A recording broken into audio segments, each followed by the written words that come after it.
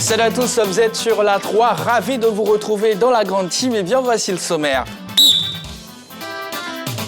Au sommaire, ce soir, les derniers scoops du moment, c'est dans LGT News. Confédération CAF, la SEC au Congo pour un exploit, ça fait l'actu. UEFA, Champions League, 8e de finale, retour Bayern PSG. Un grand va tomber. Toute l'équipe de la 3 vous souhaite une bonne émission.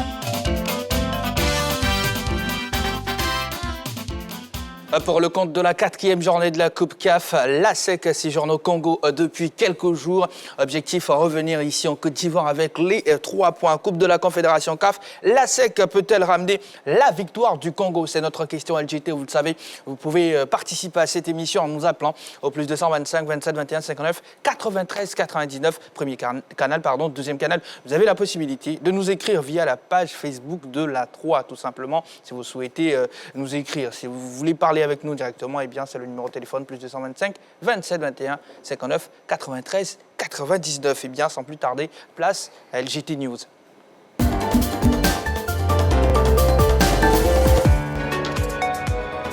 LGT News, judo, coupe fédérale, le CSK au-dessus du lot. Comme lors des 2 dernières éditions, le CSK a dominé la coupe fédérale qui s'est déroulée dimanche dernier au Palais des Sports de Trècheville. Le club de Marcory à Lyodan a plané sur la compétition avec 15 médailles, dont 7 en or. 2 autres clubs que sont l'INJS et la SOA se sont bien illustrés au cours de cette coupe fédérale. L'INJS a terminé à la 2e place avec 10 médailles, dont 5 en or, tandis que la SOA a fermé la marche du podium avec 9 médailles, dont 5 en or. Cette compétition marquait le lancement de la nouvelle saison et a réuni 119 tireurs issus de 10 clubs affiliés à la fédération. Je pense que pour un début, nous sommes satisfaits d'abord dans l'organisation. Ensuite, satisfaits de la prestation de nos athlètes, parce qu'il faut dire qu'on ne s'attendait pas à un tel niveau, surtout au niveau des cadets et des juniors. Vous savez que la politique de la Fédération ivoirienne de judo pour les années à venir, c'est de miser sur nos jeunesse. Donc nous sommes satisfaits du niveau que nous avons vu cet après-midi. Alors c'est l'occasion pour nous de dire à la population que la Côte d'Ivoire est revenue au niveau mondial. Nous avons pu inscrire la fédération, le tournoi de l'Open d'Abidjan sur le calendrier mondial. Donc c'est l'occasion de dire à la population que dans le mois de juin, nous aurons besoin de l'appui de tout un chacun pour réussir cette grande fête du judo mondial. Du rugby, le renouvellement des instances dirigeantes africaines prévu le 18 mars. L'instance fêtière de la balle ovale en Afrique procédera à l'élection de son nouveau président le 18 mars prochain en Afrique du Sud à Cape Town. L'ancien président Khaled Badou a proposé Herbert Mansa, par ailleurs patron du rugby ghanéen, comme étant le candidat du comité exécutif sortant. On retrouve dans cette liste le président de la Fédération ivoirienne de rugby, Dr Elvis Tano, élu il y a quelques années trésorier du rugby Afrique. Cette fois, Dr Tano fait office de vice-président sur la liste proposée par le bureau sortant. Ce sont au total 38 fédérations qui prendront part au scrutin. Foot jeune. L'UEFA a un nouveau président. L'Union des écoles de football d'Abobo a un nouveau président. Il s'agit de Jean-Noël Ehui, élu ce samedi 4 mars. Candidat unique, c'est sans surprise qu'il a remporté cette élection. Sur les 116 inscrits, 60 ont participé au vote et 59 lui ont donné leur voix, soit 98,33 des votants. Il conduira les destinées de l'Union pendant 4 ans et s'articulera autour de 5 projets majeurs qui sont, entre autres, la valorisation du statut des encadreurs, l'amélioration des conditions de travail, l'encadrement et le suivi des jeunes footballeurs. Ateke Jean a lui été élu au poste de commissaire aux comptes. Selon Koné Ibrahim, ex-international et président du comité ad hoc, cette élection s'est déroulée dans de bonnes conditions. Management du sport. Mondial Foot Conseil inaugure ses locaux à Abidjan. De nombreux sportifs, dont l'ancien vainqueur de Sénégal 92, Begré Eugène, le président délégué de la JCAT, Abou Cissé et bien d'autres, ont pris part à la cérémonie d'inauguration des locaux de Mondial Foot Conseil à Angré. Il s'agissait pour le patron de cette structure, à savoir Jean Gain, de donner un repère à ses ambitions de coacher les jeunes joueurs désireux d'effectuer une carrière internationale. Dans l'élan de ses objectifs, le boss de Mondial Foot Conseil entend organiser un tournoi de détection des U17, U18 et U19 dans le courant de ce mois de mars au stade du FC San Pedro à Brofodoumé. À travers cette étape, Jean Gain entend procéder au lancement officiel de ses activités. L'amicale des supporters de Côte d'Ivoire a un nouveau président. Gobou Tani investit samedi dernier. Élu le 12 février dernier à l'issue d'une assemblée générale élective, Gobou Tani, le tout nouveau président de l'association des supporters de Côte d'Ivoire, a officiellement pris fonction samedi dernier à l'occasion de sa cérémonie d'investiture. C'était à Anono en présence des chefs coutumiers et plusieurs personnalités du monde sportif ivoirien. Cette structure, qui a pour objectif de mobiliser les supporters autour du football local, compte déjà 1200 membres sur l'ensemble du territoire ivoirien. À en croire le président de l'ACI, son mouvement procédera au lancement de ses activités le 11 mars prochain au Palais des Sports de Treichville. Une info de plus pour boucler les news. Décès de Sylla Moustapha. La FIFA apporte son réconfort à la famille et au football ivoirien. Gianni Infantino, le patron de l'instance mondiale du football, a adressé ce mardi des mots de réconfort et de compassion à la famille biologique du joueur, aux coéquipiers, au club et à la fédération ivoirienne de football suite au décès du joueur Sylla Moustapha du Racing Club d'Abidjan. Dans un courrier parvenu ce mardi et transmis à la famille du défunt ainsi qu'au club. Roger Stéphane, ce geste de la FIFA... On est content. Ça veut dire que la FIFA est regardante sur l'ensemble des activités sportives dans le monde. Et puis bon, il n'y a pas très longtemps, elle était proche de nous dans certaines activités. Bon, oui, c'est un beau message de soutien à l'ensemble de la famille footballistique en Côte d'Ivoire et un beau message à l'endroit de ce jeune garçon qui nous a quittés sur un terrain de football. Bon, allez, que son âme repose en paix. Niako, à toute la famille, on rappelle que Sylla Moustapha nous a quittés dimanche dernier. C'était sur le terrain, il s'est écroulé, il a eu un malaise. C'était lors du match Racing Club d'Abidjan Sol FC, match qu'ils ont d'ailleurs remporté. Allez, parlons toujours de football local avec la Ligue 2, 17e journée, Africa Zoma FC. L'Africa avait la possibilité aujourd'hui de lancer véritablement, oui mais véritablement, sa saison face à un concurrent direct, oui je peux le dire ainsi, mais bon, l'Africa a raté le coche et est tombé 2-0. Un commentaire, Clément, face à ce résultat-là de l'Africa? Je pense que c'est une mauvaise opération pour les Verts Rouges parce que là, c'est clairement un concurrent direct. Ils ont deux concurrents directs dans cette poule-là. On parle de Boaflé et puis on parle de Zoma FC qui joue très bien au football. On sait que c'est l'une des bêtes noires de l'Africa dans cette Ligue 2-là.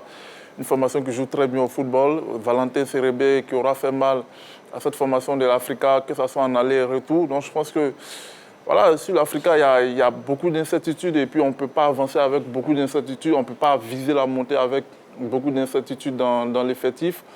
Voilà, on a l'impression qu'ils n'arrivent pas à enchaîner les résultats en donnent ici. Ils font une belle performance face à Benjerville lors de la journée précédente. Et puis voilà, tu as un match face à Efim qui vont laisser passer. Ils laissent trop passer beaucoup de points. Il y a des points qu'on ne doit pas laisser filer. Et je pense que l'Africa va regretter lorsqu'on va faire le compte à la fin. Et quand tu laisses filer beaucoup de points comme ça, la montée sera très très difficile pour les Verts Rouges. Dorgelès, bonsoir.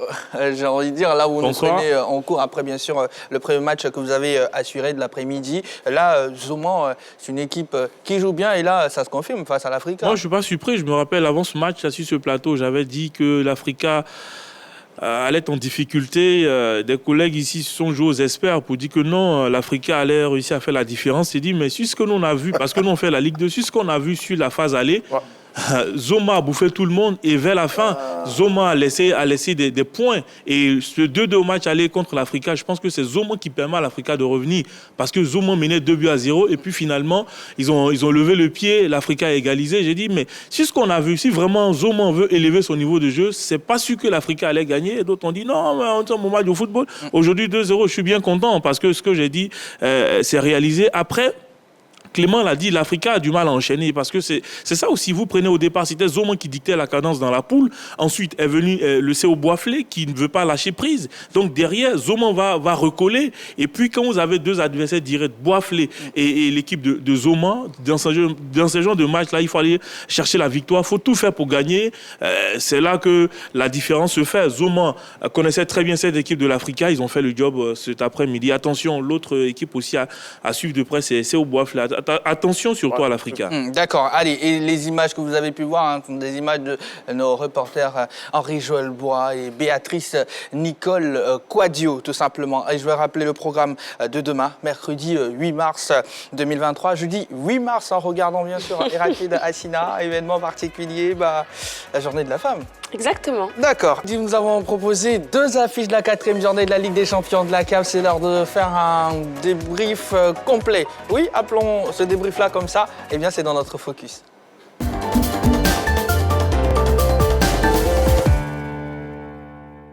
Plusieurs matchs comptant pour la 4e journée de la Ligue des Champions de la CAF se sont joués aujourd'hui et sur les antennes de la 3. Vous avez pu suivre en direct les affiches Oroya Raja de Casablanca et Zamalek Espérance de Tunis. Alors, messieurs, quelle analyse faites-vous de ce match Espérance Zamalek? Enfin, Zamalek Espérance parce que c'est le Zamalek qui recevait Héraclide. Alors pour moi, une nette domination. Les précédents de l'Espérance de Tunis font que là, ils ne sont pas inquiétés. Non, mais pour vous, pourquoi ça a calé du coup? Non, parce qu'il y avait une équipe de Zamalek qui était révoltée tout simplement, qui avait forcément besoin de faire un résultat. Avant ce match, Zamalek était dernier avec 1 point. Et face à une équipe première, 9 points. Donc il fallait tout faire pour réduire l'écart et ça a donné un superbe match. Une équipe de Zamalek qui a fait un match plein, notamment en première période. Elle menait 2-0. En seconde période, c'est l'équipe de l'Espérance qui est venue dans le jeu, qui a élevé son niveau de jeu, qui a percuté, qui a mis la pression, qui a inscrit un but à la 57e minute par Benayad. Et puis après, il y a eu quelques faits de jeu, attaque, contre-attaque. Le jeu était ouvert, il y a eu beaucoup d'actions. Et puis finalement, à la 90e minute, c'est Jaziri qui donne ce but-là sur un centre magnifique de Zizo. Donc c'est un film de match assez intéressant. Il y avait quasiment tout dans cette rencontre-là. Beaucoup d'agressivité, beaucoup d'impact, beaucoup de jeux collectifs. Il y a eu de grosses individualités. Il y a eu un certain Zizo dans le jeu de l'équipe de Zamalek. Un joueur magnifique qui réussit un penalty à la 29e minute, qui envoie un centre parfait au cordeau à la de Nabil Maloud, l'entraîneur de l'équipe de l'Espérance, qui à la 46e minute a fait entrer Benyayad, qui a inscrit le but de la réduction du score. Il a fait entrer également Ben Ali, soit en 17e minute. Ça permet à l'équipe de l'Espérance de mettre la pression, de pousser. Et puis au bout, c'est l'équipe des Zamalek qui s'est imposée 3-1. Bravo aux Égyptiens qui se relancent dans la compétition. Et bravo pour cette affiche-là. On s'y attendait. On n'a pas été déçus. Il y avait un grand favori qui était l'Espérance. Il y avait une petite équipe, je dis dans le classement et la poule sur la position, mais une très grande équipe sur le continent qui a su réagir dignement et qui a montré que tant qu'on n'a pas fini les 6 journées de cette phase de poule, rien n'est encore joué. Rien n'est encore joué et on va faire un petit bilan parce que Belouizdad a joué son 4e match aujourd'hui. Ils étaient face à Almerek. Ils ont battu Almerek sur le score de 1-0. Ça donne en tête Espérance de Tunis 9 points. C'est Belouizdad 2e avec 6 points. Le Zamalek est 3e avec 4 points. Almerek est 4e avec 4 points. Dorjes Kofi, dans le groupe C, comment avez-vous trouvé le Oroya qui était en quête de revanche devant le Raja Casablanca? Je dirais que Oroya s'est en difficulté encore cet après-midi dans ce match-là. Après, ils étaient à domicile, il fallait trouver les ressources nécessaires pour aller bousculer cette équipe du Raja, mais il y avait trop de certitudes dans cette formation du Raja Casablanca avec un Roger Aoulou tout feu, tout flamme qui a envie de revenir avec cette équipe du Togo pour espérer pourquoi pas jouer la CAN ici en Côte d'Ivoire, son pays natal. Mais l'équipe est en difficulté. Le Raja, dès la 6e minute, d'abord, on trouve l'ouverture du score. Ensuite, il y a un carton rouge du gardien qui arrive. Ça déséquilibre tout ça. Et puis, ce coup franc magnifique qui arrive. Et puis, à la fin, c'est 3-1 mérité parce que Lorient n'a pas existé dans ce match. Il a dominé en seconde période. Et puis, ils ont essayé d'aller chercher ce petit but-là pour réveiller un peu le public. Mais ça n'a pas suffi. Le Raja était au-dessus de Lorient. Donc victoire méritée. Victoire méritée, Clément? Oui, tout à fait. On parle d'une victoire qui est méritée pour les Rajaouis parce que c'est l'une des meilleures formations de la compétition. Il y a 2 formations qui sont invaincues dans cette compétition et il y a une seule formation qui a gagné toutes ces rencontres, c'est Raja. Voilà, et 4 matchs, 4 victoires, ça fait 12 points, qualification assurée. Il y a une révolution qui est là. On sait que le Wydad actuellement n'est pas en grande forme. Le Raja a pris le relais. Voilà, je pense que on va surveiller de près Raja de Casablanca avec Aoulou au milieu du terrain. Et puis voilà, ça joue très bien au football. Ils savent dicter le tempo dans leurs rencontres. Ils vont chercher des résultats également à l'extérieur. Donc du coup, on a une formation qui a clairement envie de gagner cette Champions League-là. Ça fait un bon moment qu'ils n'ont plus gagné la Champions League africaine. C'est vrai qu'ils ont été en Coupe de la Confédération où ils ont été chercher quelques trophées là-bas. Après, on sait que le Raja est taillé pour aller gagner la Champions League africaine. Maintenant, on espère que ça va continuer. Pour l'instant, ils ont une bonne équipe, ils ont un formidable coach également qui les fait bien jouer, qui est en train de prendre le dessus, qui est en train de prendre la mesure de cette compétition-là. Après aussi, il faut attendre de voir le réveil des autres, les cadors de cette compétition qui sont le WAC ou encore le National du Caire, ou encore on va suivre une formation de près qui est le Al Hilal du Soudan, voilà, qui peut faire beaucoup de choses dans cette compétition avec son coach, Laurent Ibengue. Et justement, parlant de Al Hilal, de d'Issa Fofana, le gardien de but ivoirien, après avoir battu le Coton Sport au Cameroun, eh bien, à domicile au Soudan. Aujourd'hui, Al Hilal a battu encore une fois le Coton Sport sur le score de 2-0.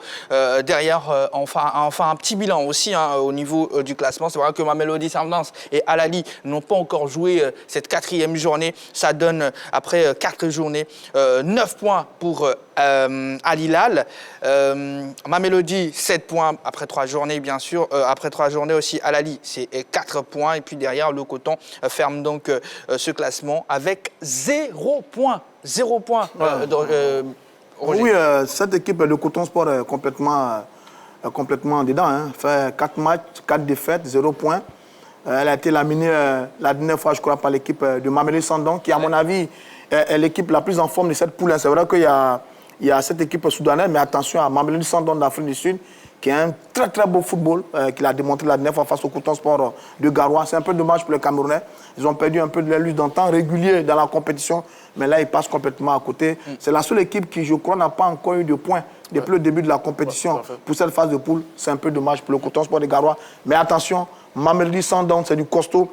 Ils ont fait un super match, 2 superbes matchs. Attention à cette équipe d'Afrique du Sud. Donc on doit suivre avec beaucoup d'intérêt cette 4e journée pour ces 2 clubs-là. Malheureusement, dans je laisse pour terminer, nos Ivoiriens ne participent pas à la fête côté Al Hilal.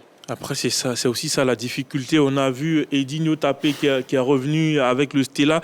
C'est ça aussi la difficulté. On est en Côte d'Ivoire, on montre une saison, que ça se passe bien. Après, quand vous partez aussi, c'est le changement d'entraîneur qui amène à cela. Parce qu'il y a un entraîneur qui vous demande, il est là pour 6 mois, quand il part, le nouveau qui arrive, si vous ne rentrez pas dans ses plans, c'est difficile. Mais je pense qu'en travaillant, ils sont capables de récupérer les places. C'est très important. Issa Fofana, on a besoin de lui pour les jours à venir. C'est vrai que lui, il revient de blessure. Oui, blessure, mais j'espère qu'après sa blessure, il pourra être titulaire comme avant. Et puis également, l'autre Ivoirien qui est dans ce club-là va prendre... Sengoné, avec qui j'échange tous les jours. Sengoné, il est blessé actuellement, sinon c'est l'un des hommes de base de Florent Ibengue, mais malheureusement, il se blesse après les phases éliminatoires où il va jouer les 2 matchs face à Saint-Georges. Donc je pense que Sengoné, il n'y a pas de problème. Après, Issa Fofana, il est dans la concurrence. Il y a le gardien du club qui est là depuis très longtemps, qui est le gardien de l'équipe A. Donc ça sera un peu difficile pour lui, mais après on parle de la relève. Et certainement Issa Fofana sera la relève. On a Foussé nous, avec l'Espérance. C'est pas bien. Et puis le petit Gambo avec les Ougandais. Bon, on a ces 2-là, on va en profiter, ces 2-là. D'accord. Allez, Kiaziz, il est burkinabé, il est de l'autre côté, Antoine Dani, c'est bien ça? Oui, tout à fait, avec Nyanga. C'est un Ivoirien aussi dans l'âme, donc je pense que Voilà, il a fait toute sa classe ici, que ce soit en termes de football et autres. Pour l'instant, il vit bien.